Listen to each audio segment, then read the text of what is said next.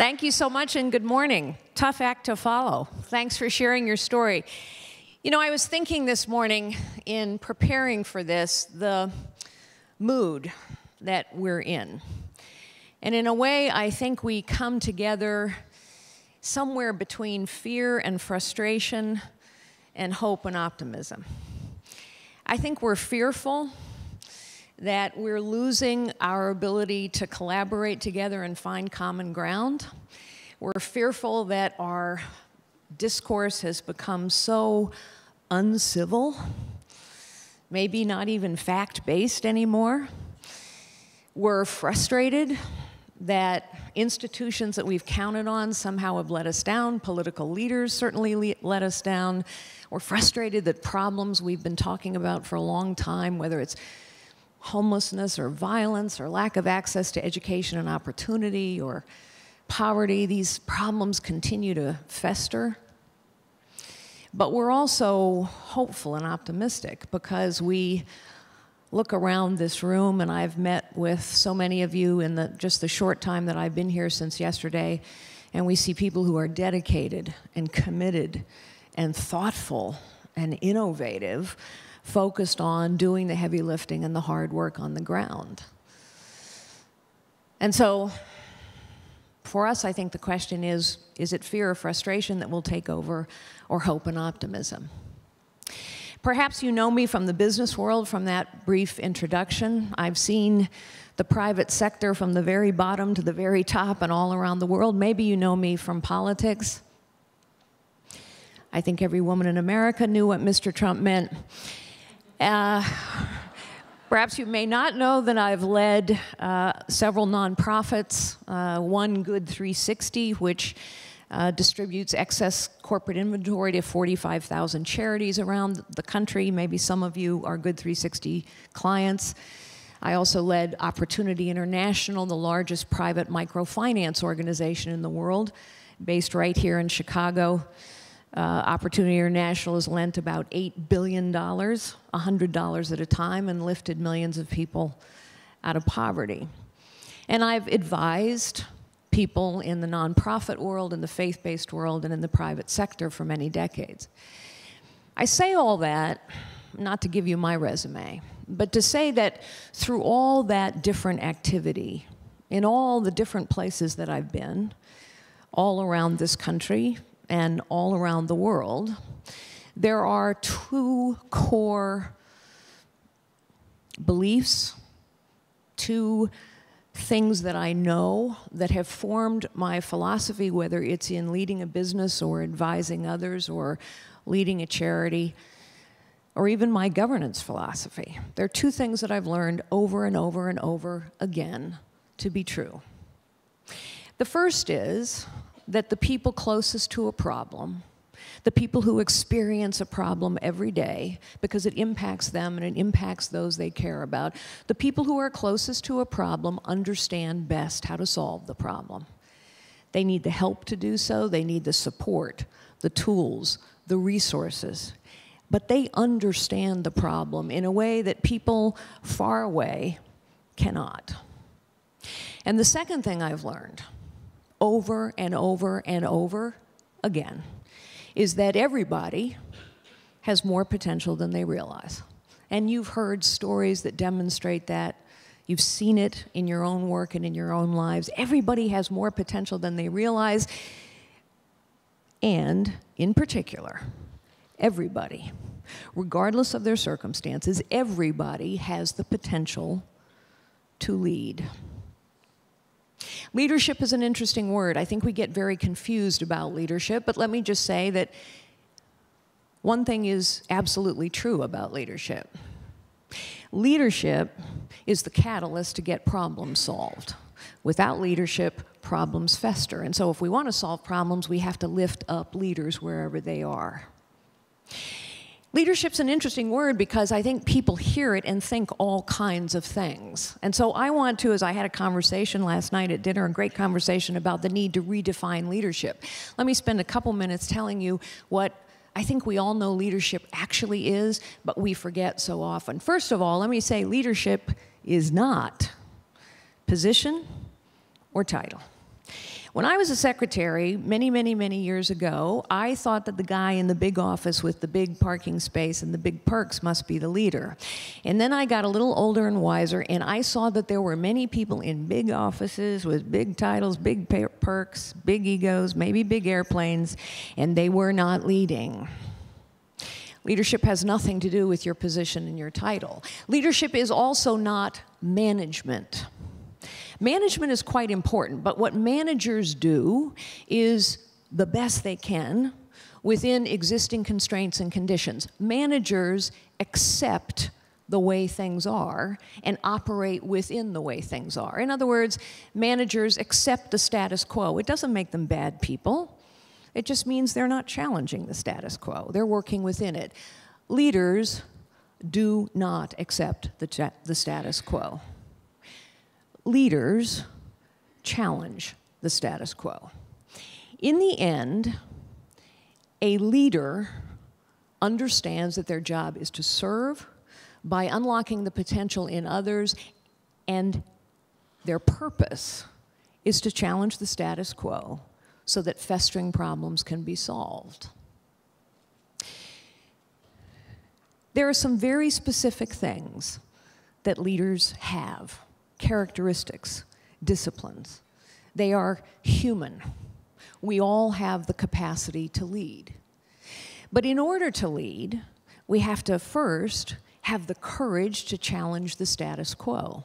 Challenging the status quo is scary. The status quo, as you know, is a very powerful force. And even when the status quo is incredibly unsatisfying, even when the status quo is hugely problematic, even when the status quo burdens people, the status quo has power because people are invested in it.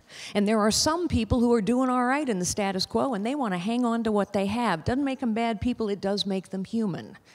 And so to stand up and challenge the status quo takes courage. Why? Because when you challenge the status quo, the people who are invested in preserving the status quo do what? They criticize. Challenging the status quo is the purpose of leadership. Criticism is the price of leadership, but the payoff of leadership is solving problems. People have to have the courage to challenge the status quo, the courage to withstand the inevitable criticism that will come. You can't actually do anything. You can't solve a problem without somebody bitching at you. It is part of the deal. And it also takes the courage sometimes to do the right thing when the wrong thing or the less effective thing is easier.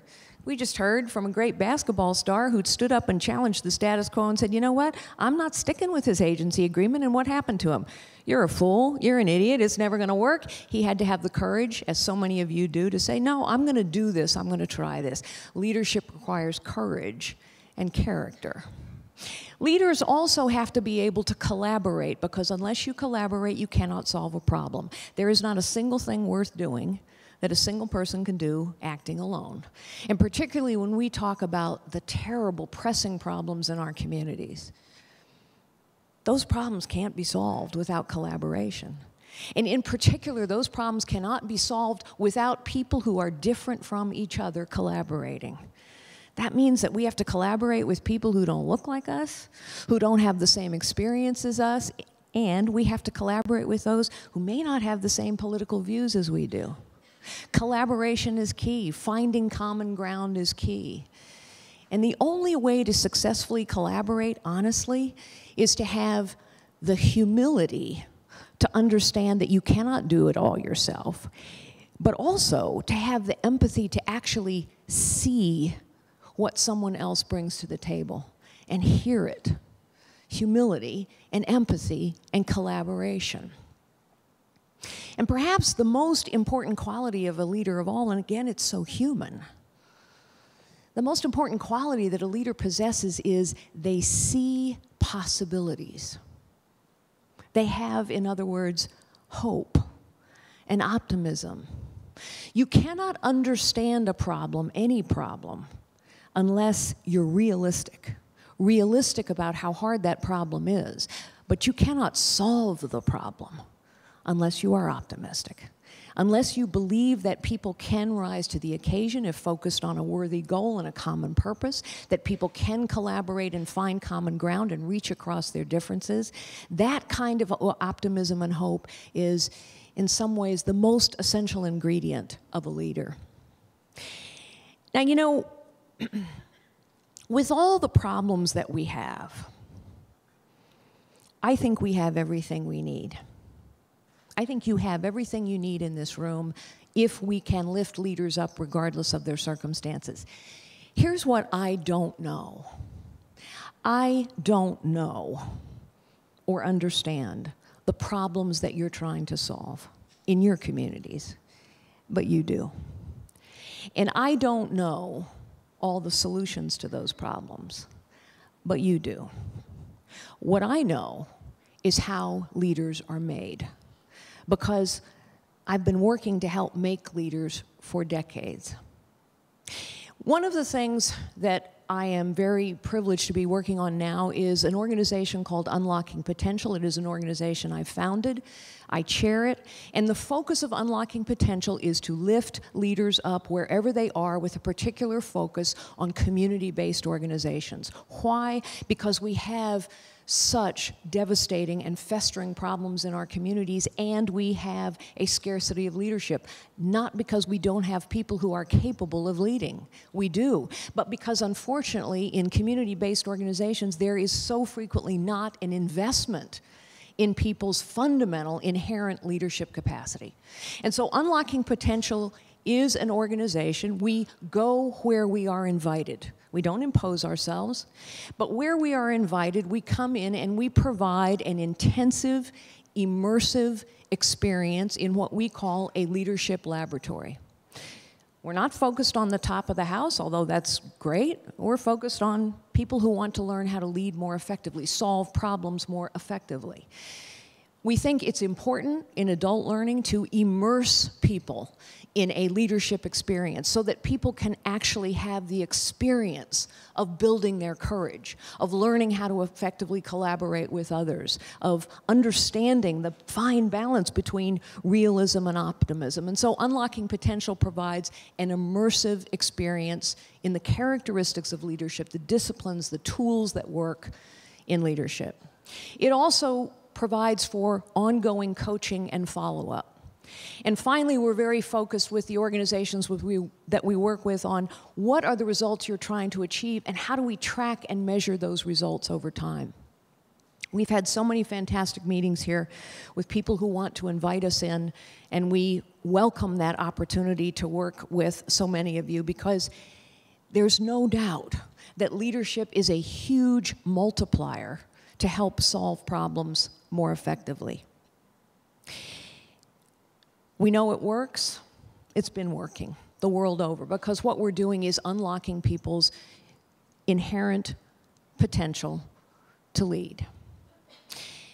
I want to close by maybe reminding us of two really important things. We look forward to working with you, with as many of you as possible. But I want to close by reminding you of two very important people's observation. One is Alexis de Tocqueville, and the other was Maya Angelou. Alexis de Tocqueville came to this country over 200 years ago and traveled around America. And when he was finished, and he returned to his native France, and he wrote about what he had seen, the thing that he pointed out as utterly unique about America was our civil society, the strength of our civil society. We are America's civil society. And our civil society has always been a unique source of strength and innovation and progress and problem solving, and it must be so now more than ever, for all the reasons that we're frustrated and see our institutions failing to lead the way. Maya Angelou said, Nelson Mandela quoted her frequently, but it was Maya Angelou who said, "Our greatest fear is not that we are powerless. Our greatest fear is that we are powerful beyond our understanding." All of us have the potential and the power to lead. And leadership the human capacity to lead, is the secret sauce that helps us solve festering problems. So let us continue to, together, lift up leaders, regardless of their circumstances, so that the people closest to the problems that impact their lives can solve them. Thank you so very much for having me.